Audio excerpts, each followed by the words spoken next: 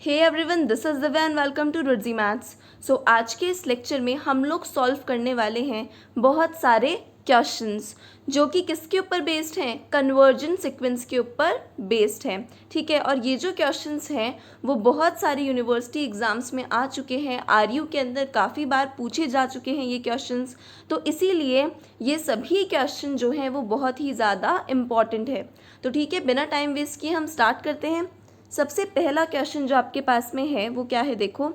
Prove that sequence n की power 1/n converts to 1। यहाँ पे आपके पास में सीक्वेंस दे रखा है n की पावर 1/n। हमें बताना है कि ये जो सीक्वेंस है, ठीक है, ये जो सीक्वेंस है ये कन्वर्ज कर रहा है 1 को। किसको कन्वर्ज कर रहा है? 1 को। तो देखो, सबसे पहले हमने क्या किया, हमने मान लिया xn इज इक्वल्स टू ये जो भी आपका सीक्वेंस है वो। ठीक है, ये किसके इक्वल है? हमने बोल दिया कि 1 प्लस an के इक्वल है। Where an is greater than 0, जहाँ पे an क्या है? ग्रेटर देन 0 है। अब देखो यहाँ इसे हम कैसे सॉल्व करेंगे। हमने यहाँ पे इसको इस तरह से क्यों लिया? क्योंकि इसमें पावर जो है ना वो अजीब सा दे रखा है। ठीक है, तो हम इसको कैसे करेंगे? n की power 1/n is equals to 1 plus a n हमने लिया। ठीक है, कैसे लिख सकते हो इसको? n is equals to 1 plus a n की पावर n, ऐसा लिख सकते हैं क्या? जैसे हम ऐसा करते हैं ना, जैसे a is equals to b इस तरह से होता है, तो हम बोथ साइड स्क्वायर कर देते हैं तो a is equals to b square हो जाता है। ठीक है, सेम ऐसे ही हमने यहाँ क्या किया, दोनों तरफ n की पावर जो है हमने कर दिया। ठीक है, तो यहाँ से वो n/n तो कट जाएगा। ठीक है, और यहाँ पे आपके पास में ये हो जाएगा। ठीक है, इतना आपको समझ में आया। अब देखो आगे क्या करेंगे।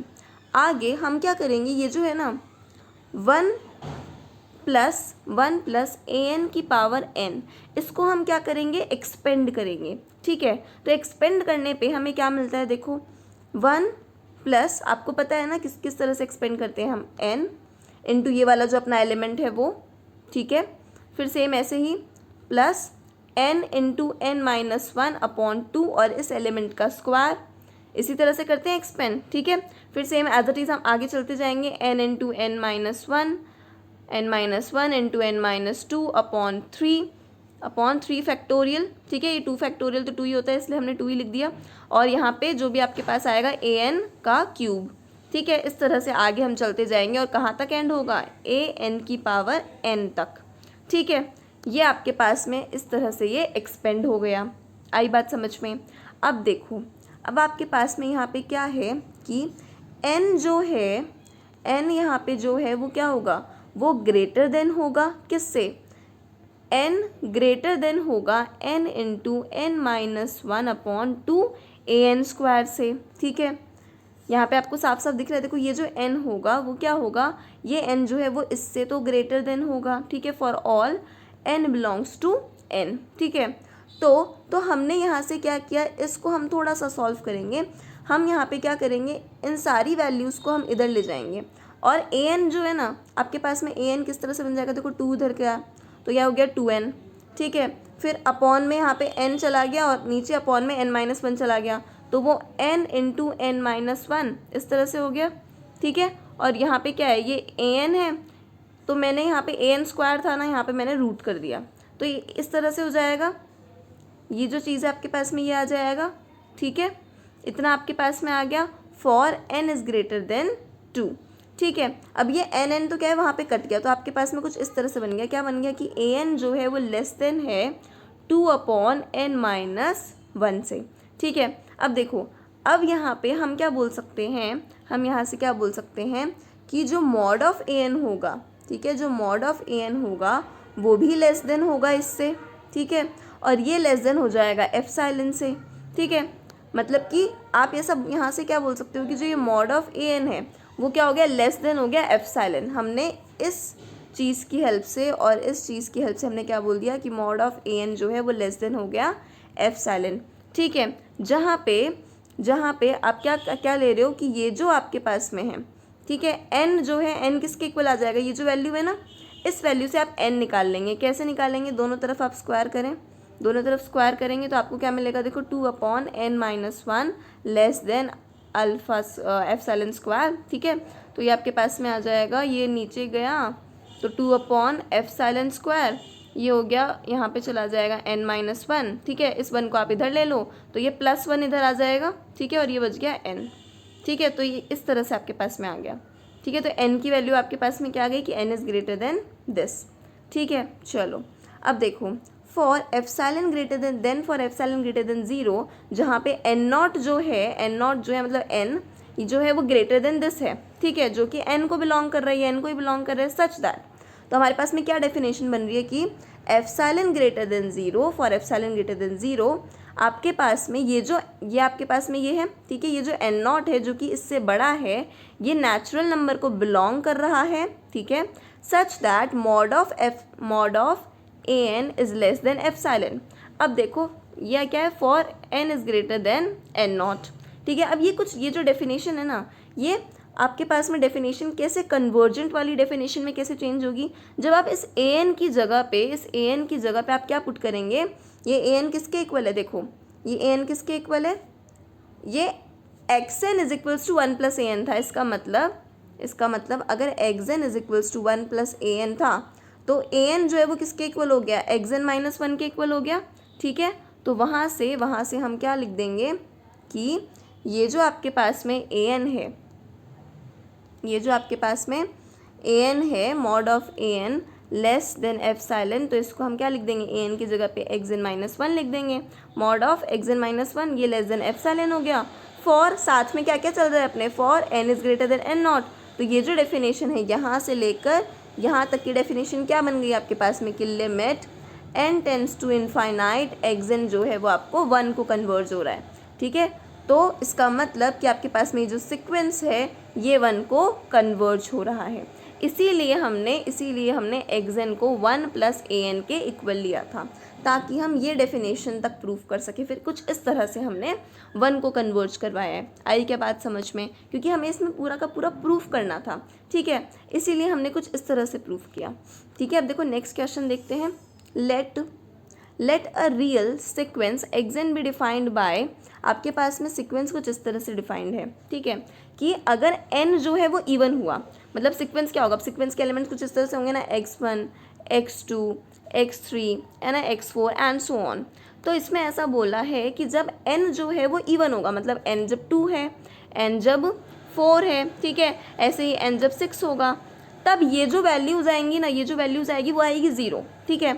और जब n ऑड है, तब जो वैल्यूज़ आएगी ना इसकी जगह पे वो क्या आएगी, 1। इसका मतलब सीक्वेंस कुछ इस तरह से बनेगा, 0 1 0 1 है ना, 1 0 1 0 है ना, इस तरह से आपके पास में सीक्वेंस के टर्म्स होंगे। Show that limit of the sequence xn does not exist, हमें शो करना है कि ये जो लिमिट है इस सीक्वेंस की वो एग्जिस्ट नहीं करेगी। देखो अपन को ये जो है ना देखते ही पता चल रहा है कि कैसे एग्जिस्ट करेगी, ठीक है, बट हमें ये प्रूफ करना है, तो हम प्रूफ करते हैं। अब देखो प्रूफ कैसे करेंगे, ऑन द कॉन्ट्ररी हमने क्या मान लिया कि हम कॉन्ट्रडिक्शन से प्रूफ करेंगे। Let us suppose that limit of the sequence exist, मान लेते हैं कि लिमिट जो है इस सीक्वेंस की वो एग्जिस्ट करेगी। तो अब जब हम सीक्वेंस लेट कर रहे हैं तो हम मान लेते हैं कि n tends to infinite, xn जो है वो किस पे टेंड करेगा, ये जो लिमिट है xn का वो किसी l पे टेंड करेगा, ठीक है, कि ये किसी l को कन्वर्ज हो रहा होगा, इसकी लिमिट कोई l आएगी, ठीक है, ये हमने मान लिया। अब देखो इम्प्लाइज दैट, अब लिमिट वाली जो डेफिनेशन होती है हम वो लगाएंगे, क्या लिखते हैं, for every epsilon greater than 0, रटी रटाई लैंग्वेज है बिल्कुल, ठीक है, आपको अब तक तो याद हो गई होगी क्या कि for every epsilon greater than 0 there exist n0 belongs to n such that, क्या लिखते हैं, अभी ऊपर हमने देखा था, mod of xn-l less than epsilon for n is greater than n0, ठीक है। तो वही इसकी डेफिनेशन हमने लिख दी, इतना तो आपको समझ आ ही गया होगा। अब देखो एप्सिलॉन की जगह पे हम लेंगे हाफ, ठीक है। अब एप्सिलॉन की जगह पे हम चूज़ कर रहे हैं, एप्सिलॉन की जगह पे हमने हाफ लिया, जब हम हाफ लेंगे then there must exist n0 belongs to n such that, तो अब क्या हो जाएगा, क्या था आपके पास में, क्या था, xn-l लेस देन एप्सिलॉन था, तो आपने इसकी जगह पे हाफ ले लिया, तो ये क्या हो गया, xn-l mod of xn-l less than half हो गया for n greater than n0, ठीक है, n ग्रेटर देन n0 के लिए, ठीक है। अब देखो now if n is even, अब आप बोल रहे हो कि अगर n जो है वो इवन है, अगर n इवन है तो आपने क्या बोला कि xn क्या होना चाहिए, 0। तो n इज़ इवन के लिए इस xn की जगह पे आपने 0 रख दिया। तो ये जो xn minus L less than half था, ठीक है, इसकी जगह पे क्या हो जाएगा, 0 माइनस एल का मॉड लेस देन हाफ, ठीक है। अच्छा, इसका मतलब क्या हो गया, इसका मतलब तो ये हो गया कि mod of L is less than half, ठीक है। यही वाली चीज़ यहाँ पे आ गई ना। अब देखो पहली इक्वेशन, इसको कंसिडर करके रखो, ठीक है। अब देखो दूसरी चीज़, n इज इक्वल्स टू हम ऑड मान लेते हैं। जब n ऑड होगा, जब n ऑड होगा तो क्वेश्चन में क्या बोला है, n ऑड होगा तो 1 आएगा, ठीक है। चाहे x1 हो, चाहे x3 हो, चाहे x5 हो, चाहे कुछ भी हो, तो 1 आएगा। तो यहाँ पे xn जो है जब n ऑड होगा तो 1 माइनस एल हम लिख देंगे। यहाँ पे xn की जगह पे मतलब xn माइनस एल की जगह पे 1 माइनस एल लिखा जाएगा। तो 1 minus L less than half हो गया क्या, ठीक है।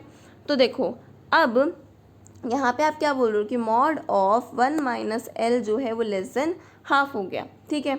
अब देखो 1 जो है, हम क्या कर रहे हैं, हम इस 1 को क्या इस तरह से लिख सकते हैं, 1 को हम मॉड ऑफ 1 लिख सकते हैं। अच्छा, इस मॉड ऑफ 1 में हम क्या करते हैं, 1 में एल को माइनस कर देते हैं और एल को प्लस कर देते हैं, कर सकते हैं। चलो, अब ये जो आपने किया कि 1 माइनस ये एल प्लस एल, हमने इस तरह से इसको लिख दिया। इसको आप ऐसे ओपन कर सकते हो कि हमने बहुत सारी थ्योरम्स में ऐसा किया। अब ये क्या करते हैं कि हम इसको अलग कर लेते हैं, ठीक है। अलग करेंगे तो किस तरह से लिखते हैं, लेस देन वाला साइन लगाते हैं, ठीक है। फिर 1 माइनस एल मॉड का प्लस मॉड ऑफ एल, इस तरह से लिखते हैं। चलो अब देखो, तो हमने ये इस तरह से लिख लिया, 1 minus L plus mod of l, ठीक है। अब 1 माइनस एल ये तो किसके इक्वल था, ये जो 1 माइनस एल है ये वाली इक्वेशन है, सेकंड वाली इक्वेशन, ठीक है।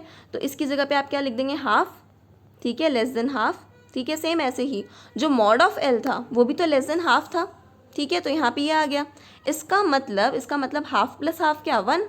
तो आप लेके क्या चल रहे हो, आप 1 लेके चल रहे थे और 1 को आपने क्या प्रूफ कर दिया कि ये जो 1 है, इस 1 को ही तो हमने इतना लंबा ये सब लिखा था। और ये क्या आ गया कि 1 जो है वो less than half plus half, इसका मतलब 1 इज़ लेस देन 1 आ गया। तो क्या 1 जो है वो लेस देन 1 होता है क्या, देखो, ये आपने यहाँ से बनाया 1, ठीक है। ये 1 माइनस एल हो गया और ये मॉड ऑफ एल था, मॉड ऑफ एल क्या था, हाँ, ये आपके पास में एक इक्वेशन ये रही, एक इक्वेशन ये रही, 1 माइनस एल, इसकी जगह पे आप हाफ लिख सकते हैं। यहाँ पे आपने ये लिख दिया। देखो इसमें इसने इस तरह से किया है कि ये जो आपने लिया है ना, ये यहाँ पे ये आ गया कि 1 जो है वो लेस देन है half plus mod of L. और यहाँ पे आपने ऐसा बोला था,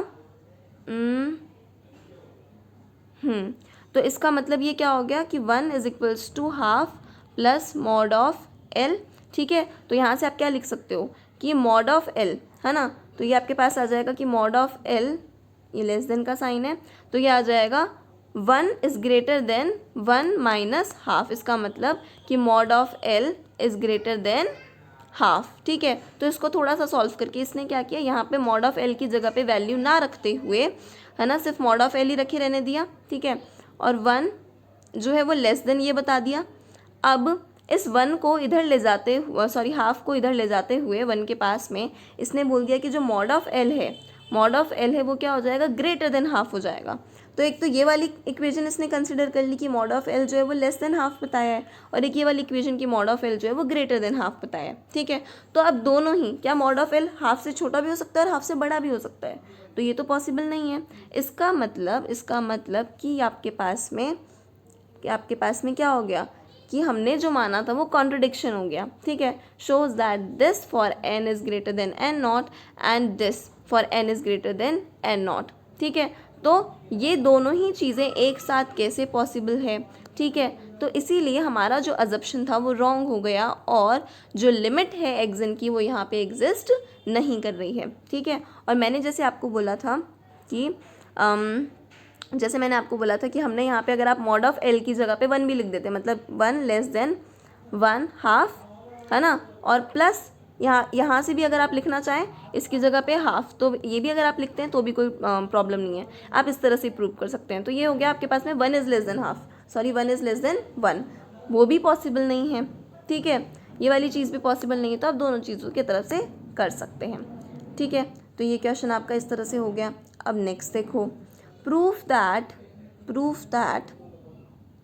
sequence xn where x1 is equals to 1 and xn plus 1 आपको दे रखा है 4 plus 3xn upon 3 plus 2xn, ठीक है, ये आपको xn plus 1 दे रखा है। इस convergent and also find its limit, हमें ये बताना है कि ये जो सिक्वेंस है ना, जिसका x1 एलिमेंट दे रखा है और xn+1 एलिमेंट दे रखा है, ये जो सिक्वेंस है ये कन्वर्जेंट है। दूसरी चीज़ हमें इसकी लिमिट फाइंड करनी है, ठीक है। अब देखो, ये जो इस तरह के जो क्वेश्चंस होते हैं ना, वो बहुत ही ज़्यादा इंपॉर्टेंट होते हैं। क्यों? क्योंकि वो यूनिवर्सिटी एग्जाम में मतलब वो तो आते ही हैं, ठीक है, जैसे आरयू हो गया आपका, इन सब चीज़ों में तो आते ही हैं। कॉम्पिटिशन वाले एग्जाम्स में भी ऐसे क्वेश्चन जो है वो पूछे जाते हैं। बस फ़र्क इतना होता है कि इसको आपको पूरा का पूरा एक्सप्लेन करना होगा, है ना, और वहाँ पे आपको फटाक से उसकी लिमिट वगैरह कुछ निकालनी होती है, कन्वर्जेंट वगैरह देखना होता है डायरेक्टली, ठीक है। बट सॉल्व तो वहाँ भी ऐसे ही करना पड़ेगा ना, ठीक है। तो अब देखो, हम यहाँ पे पूरा प्रॉपर तरीका देख रहे हैं जैसे हम यूनिवर्सिटी एग्जाम में लिखते हैं वैसे, ठीक है। आपको बीएससी वगैरह के एग्जाम्स में जैसा लिखना होगा वैसे। तो देखो, now x1 is equals to 1, सबसे पहली चीज़ आपको x1 इज इक्वल्स टू 1 दे रखा है, चलो। दूसरी चीज़ xn+1 इज इक्वल्स टू आपको ये दे रखा है, चलो। अब देखो x2 आप निकाल सकते हो क्या?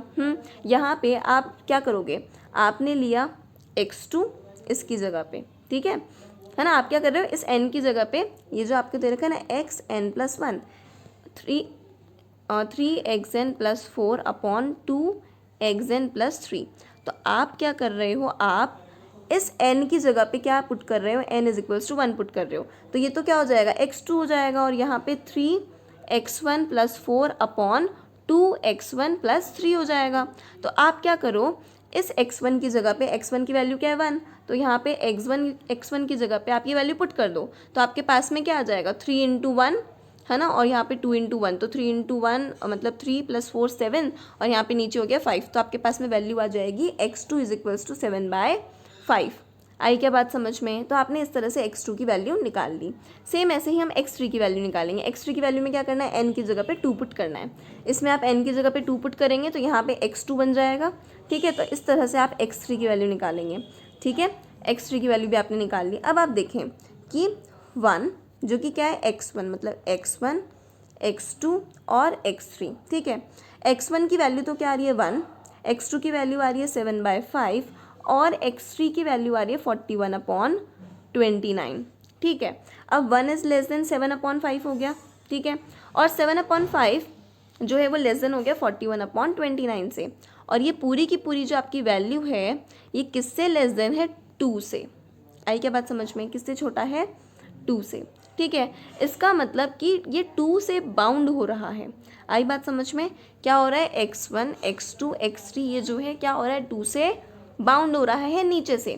तो आप ऐसा बोल सकते हो कि xn-1 is less than xn is less than 2, ठीक है। आप यहाँ से क्या बोल सकते हो कि ये आपने देखा कि इसके टर्म्स जो हैं वो क्या हो रहे हैं, 2 से बाउंड हो रहे हैं, मतलब 2 से छोटे हैं, ठीक है। तो आप उस हिसाब से ये बोल सकते हो क्या, ठीक है। अब देखो वी हैव, अब हमें क्या करना है, इतना आप लोगों ने देखा, अब हमें क्या करना है, xn-xn+1 हम लोग लेंगे, ठीक है। हम देखेंगे मोनोटॉनिक है क्या, है ना।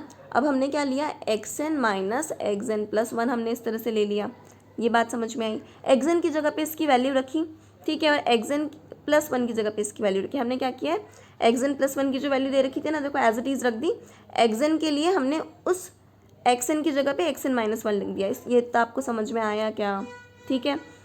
अब देखो इसको हम करेंगे सॉल्व, थोड़ा सा इसको सॉल्व करेंगे, तो आप इसको एलसीएम लोगे, ठीक है, इधर इसको इंटू किया, इसको इधर इंटू किया, तो इस तरह से आपके पास में हो गया कि ठीक है, ये इसके साथ में आपके पास में ये वाला जो है यहाँ पे मल्टीप्लाई में आ गया, तो ये इस तरह से आपको दिख रहा है, ठीक है, ये और मल्टीप्लाई में आ गया ये 2xn+3, ठीक है।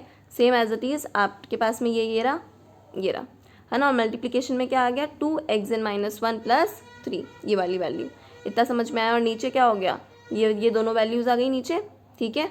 आता है एलसीएम लेना। तो अब देखो, अब आप क्या करोगे, इसको सॉल्व करोगे तो कैसे, आपने मल्टीप्लाई किया, ठीक है, इसको इससे मल्टीप्लाई किया, इसको इससे मल्टीप्लाई किया, तो क्या मिला, यहाँ पे 3 × 2 तो 6 xn-1 × xn, ठीक है। फिर सेम ऐसे आपने इस 3 को 3 से इंटू किया तो 9 xn-1 आ गया, सेम ऐसे ही आप इसको 4 को इससे 2 से कर रहे हो तो 4 इंटू 2 2 एक्सएन आ गया, ठीक है। सेम ऐसे ही आप इसको आगे सॉल्व कर रहे हो, ये आ गया 3 into 2 6 xn into X N minus 1, फिर 3 इंटू 3 तो ये हो गया 9 एक्सएन, ठीक है। और 4 इंटू 2 माइनस में 8 एक्सएन और ये हो गया 4 3 12, इस तरह से। तो इस तरह से आपने इसको पूरा सॉल्व किया तो अब देखो क्या क्या कट रहा है उसको काट दो। जैसे कि 8 एक्सएन जो है वो माइनस ऑफ 8 एक्सएन से कट गया, ठीक है। 9 एक्सएन 9x माइनस 1 जो है वो किससे कट गया, नहीं वो नहीं कटेगा, ठीक है। और ये जो 6 वाला टर्म है आपका ये वाला कट गया, ठीक है। और जो 12 है 12 माइनस 12 ये कट गया, तो बचा क्या, सिर्फ और सिर्फ ये बचा। इसको आप इधर लिख दो, इधर लिख दिया आपने, चलो इतना आपको समझ में आता है। अब देखो 9 को आपने निकाल लिया बाहर, 9 को बाहर निकाल लिया तो ये हो गया xn माइनस 1 माइनस xn, ठीक है। अच्छा ये जो आपके पास में वैल्यू है, ये जो वैल्यू है वो लेस देन 0 है, ठीक है। इतना आपको पता है ऑफकोर्स, क्यों, क्योंकि xn minus 1 less than xn है ना। अभी हमने ऊपर लेते हुए चला, ये देखो ये देखो ये देखो ये रहा, ठीक है। आई बात समझ में। तो ये वाली जो चीज़ है वो ये आपके पास में है, ठीक है। अब देखो नीचे, तो आपको यहाँ से पता चला कि अब क्योंकि ये जो है आपको पता है xn minus 1 less than xn है, तो उस अकॉर्डिंग से xn माइनस 1 माइनस xn जो है वो लेस देन 0 हो जाएगा, ठीक है। तो अब आपको यहाँ से क्या पता चल रहा है कि xn minus 1 is less than xn and xn is less than xn plus 1। अब ये आप कैसे बोल रहे हो, ये आप कैसे बोल रहे हो, क्योंकि आप लेते हुए क्या चल रहे थे कि xn माइनस xn प्लस 1 ले रहे थे, है ना। तो xn माइनस xn प्लस 1 अगर लेस देन 0 आ रहा है, ये अपन ने इतना सॉल्व करके क्या पता करा कि ये जो चीज़ है वो लेस देन 0 आ रही है, इसका मतलब कि xn भी छोटा है xn प्लस 1 से। और हमें ये तो पहले ही पता था, हमने देख लिया था कि xn माइनस 1 xn से छोटा है, ये तो हमने पहले ही देख लिया था, है ना, x1 x2 x3 निकाल के। तो अभी देखो इस पूरी चीज़ से आपको क्या पता चल रहा है, क्या, कि ये जो है वो आपके पास में क्या है, मोनोटोनिकली इंक्रीजिंग सीक्वेंस है, ठीक है। तो मैथमेटिकल इंडक्शन से हमने क्या प्रूव कर दिया, पहले हमने x1 x2 x3 से निकाला, ठीक है। फिर हमने वो xn minus 1 is less than xn माना, फिर हमने ये प्रूव कर दिया। तो मैथमेटिकल इंडक्शन से हमने क्या किया, प्रूव कर दिया कि जो xn है ये मोनोटोनिकली इंक्रीजिंग सीक्वेंस है, ठीक है। तो ये मोनोटोनिकली इंक्रीजिंग सीक्वेंस हो गया, ठीक है। अब देखो if xn is less than 2, अब आपको पता है, आपने ऊपर देखा था कि अगर xn जो है वो लेस देन 2 है तो x प्लस 1 माइनस 2 मैं ले लेती हूँ, ठीक है। एक बार इसको सॉल्व करके देखते हैं इस टर्म को। इस टर्म को जब हमने सॉल्व किया, तो जब इस टर्म को सॉल्व किया तो देखो आपने ये लिया, इसको आप वही इससे इंटू करोगे, 2 से इंटू किया, इसको थोड़ा सॉल्व किया, ये आ गया 4xn माइनस 6, ठीक है। तो यहाँ से आप इसको सॉल्व करोगे तो आपके पास कुछ ये टर्म आएगा। अब आपने यहाँ क्या देखा, देखो माइनस में xn प्लस 2 आ रहा है अपॉन में जो भी है, ठीक है। अब ये माइनस का टर्म आ रहा है, इसका मतलब ये भी लेस देन 0 है, ठीक है। ये जो टर्म आ रहा है वो भी क्या है, लेस देन 0 है। इसका मतलब आप बोल सकते हो कि आपने पहले क्या देखा था, आपने देखा था कि x1 जो था, x2 जो था, है ना, और x3 जो था वो लेस देन 2 आ रहा था। यहाँ आपने क्या देख लिया कि xn प्लस 1, है ना, माइनस 2 लेस देन 0 आ रहा है। इसका मतलब कि xn प्लस 1 लेस देन 2 आ रहा है। तो इसका मतलब आपके पास क्या हो गया, ये जो पूरा सीक्वेंस है वो लेस देन 2 है, ठीक है। आप यहाँ से ये बोल सकते हो पूरा सीक्वेंस लेस देन 2 है। इसका मतलब this shows that xn is a monotonically increasing sequence, और ये बाउंडेड भी है, ठीक है। ये बाउंडेड भी है। बाउंडेड किसके और किसके बीच में है, आपको x1 इज इक्वल्स टू 1 पता था, x1 क्या था, 1 था, और आपने जितने भी आगे एलिमेंट्स देखे वो सारे के सारे एलिमेंट्स जो हैं वो लेस देन 2 हैं, ठीक है। इसका मतलब कि x1 ये जो xn है वो 1 और 2 के बीच में बाउंड हो रहा है। आई क्या बात समझ में, ठीक है। तो यहाँ से हम क्या बोल सकते हैं कि क्योंकि ये मोनोटोनिकली इंक्रीजिंग सीक्वेंस है और बाउंडेड भी है, तो हमें पता है एक जो थ्योरम थी हमने पढ़ी थी, क्या थी, कि कोई भी मोनोटोनिकली इंक्रीजिंग सीक्वेंस जो कि बाउंडेड भी हो वो कन्वर्जेंट होती ही होती है, ठीक है। इस convergent if and only if it is bounded, ठीक है। तो मोनोटोनिकली इंक्रीजिंग सीक्वेंस अगर कन्वर्जेंट होती है तो वो बाउंडेड भी होती है, और बाउंडेड होती है तो वो कन्वर्जेंट भी होती है, ठीक है। तो यहाँ से आपको पता चल गया कि ठीक है, ये जो आपके पास में सीक्वेंस है, the real sequence xn is convergent, ठीक है। ये जो है वो क्या है, कन्वर्जेंट है। आई क्या बात समझ में? That is limit n tends to infinite x n exist. और अब हमें क्या निकालनी है? इसकी लिमिट निकालनी है, तो लिमिट भी निकाल लेते हैं। देखो कैसे निकालेंगे लिमिट, देखो limit n tends to infinite x n is equals to l।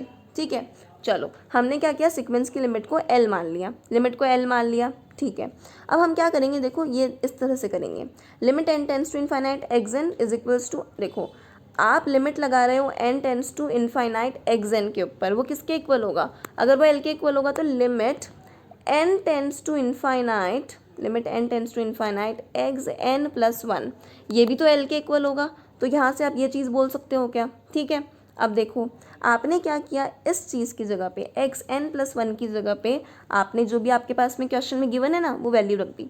ठीक है, तो ये इस तरह से बन गया क्या कि l इज इक्वल्स टू क्या हो गया, limit n tends to infinite 3xn plus 4 upon 2xn plus 3। अब देखो जब आप लिमिट लगाओगे ना इस xn के ऊपर, ठीक है, इस xn पे जब आप लिमिट लगाओगे मतलब ऐसे कुछ इस तरह से, ठीक है, लिमिट को आप अंदर ले सकते हो ना, है ना, लिमिट वाली प्रॉपर्टीज अपन को आती है। ठीक है, तो ये जो है ये किसके इक्वल हो गया, l के इक्वल, ये भी l के इक्वल हो गया। तो ये कुछ इस तरह से बन गया क्या। अब क्या आप यहाँ से l की वैल्यू नहीं निकाल सकते? क्या करो, क्वाड्रेटिक इक्वेशन बना लो, इसको इधर इंटू में भेजा, मल्टीप्लिकेशन में भेजा, तो आपके पास में इस तरह से इक्वेशन बन जाएगी। ठीक है, और फिर आप इसको कटोगे तो यार ये तो कट गया, तो l की वैल्यू देखो कितनी ईजीली आ गई, तो l square is equals to 2 आ गया और l is equals to plus minus √2 आ गया। ठीक है, नेगेटिव वाली चीज़ हम कंसिडर नहीं करेंगे, तो l की वैल्यू जो है वो क्या आ गई, √2। इसका मतलब इसकी लिमिट क्या हो गई, इसकी लिमिट हो गई √2। आई क्या बात समझ में? ठीक है, आई थिंक आपको समझ में आ गया होगा, काफ़ी इजी था, सेम एज इट इज़ ये वाला जो क्वेश्चन है ना वो भी बहुत ही ज़्यादा क्या है, इजी है, सेम ऐसे ही होगा, सेम क्या होगा, ऐसे ही होगा। तो अब देखो मैंने आपको इस लेक्चर के अंदर आई थिंक 2 क्वेश्चन बताए हैं। ठीक है, नहीं 2-3 क्वेश्चन बता दिए हैं, और ये वाला क्वेश्चन जो है आप अपने आप से पहले ट्राई करेंगे। ठीक है, और मैं जो है नेक्स्ट क्वेश्चन के अंदर यही क्वेश्चंस कंटिन्यू करने वाली हूँ नेक्स्ट लेक्चर के अंदर। तो नेक्स्ट वीडियो लेक्चर जो मैं बनाऊँगी उसमें इन्हीं क्वेश्चंस को मैं कंटिन्यू करूँगी, मतलब कि मैं पहले इस क्वेश्चन का सॉल्यूशन अच्छे से आपको एक्सप्लेन करूँगी और फिर इस क्वेश्चन के आगे और क्वेश्चंस भी बताऊँगी। ठीक है, तो तब तक के लिए आप मेरे साथ में बने रहेंगे, ये वाला क्वेश्चन जो है वो आप पहले ट्राई करेंगे, और फिर अगर आपको नहीं समझ आता है तो नेक्स्ट वीडियो लेक्चर में मुझसे मिलेंगे, क्योंकि मैं नेक्स्ट वीडियो लेक्चर में इसका सॉल्यूशन भी बताऊँगी, और इसके आगे मैं और भी कुछ इंपॉर्टेंट क्वेश्चंस जो हैं जो कि ऑलरेडी आरयू में पूछे जा चुके हैं, जो कि ऑलरेडी बीएससी और बाकी की आपकी यूनिवर्सिटी एग्ज़ाम्स जो हैं उसमें बहुत बार पूछे जा चुके हैं, वो इंपॉर्टेंट क्वेश्चंस मैं आपको बताने वाली हूँ। ठीक है, तो आप इसीलिए ये लेक्चर आपने अच्छे से देख लिया है तो अगला लेक्चर जो है उसके लिए बिल्कुल रेडी हो जाइए। ठीक है, तो मिलते हैं नेक्स्ट लेक्चर में, तब तक के लिए बाय बाय।